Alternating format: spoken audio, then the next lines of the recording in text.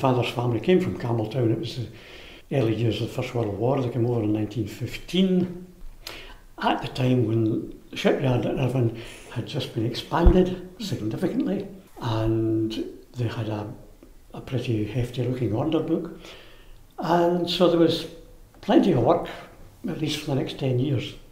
Some of the conditions they worked in were awful. Bad air and hot metal flying sparks. You had to be tough. And at the same time, there was a kind of camaraderie.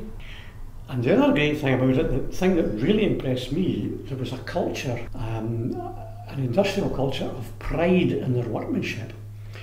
Despite the conditions, there was this determination that they were going to get the job done, and they were going to make a good job of it. It wasn't any sort of ham-fisted job. They had to do it well, to the very best of their ability.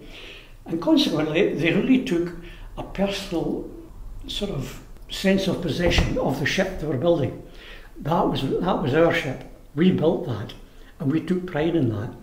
And consequently, they followed the ship, and if they ever got into the news, then I remember my father's face smiling with pride when he saw the Grania, the first canard liner to be built after the war.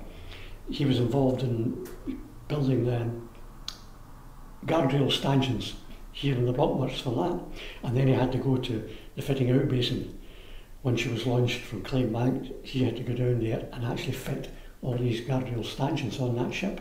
And that was his contribution. And for as long as that ship sailed, any time it got into the news, he always expressed his pride. She's still looking good. You know, you see all these guardrails? I made them and I fitted them all myself.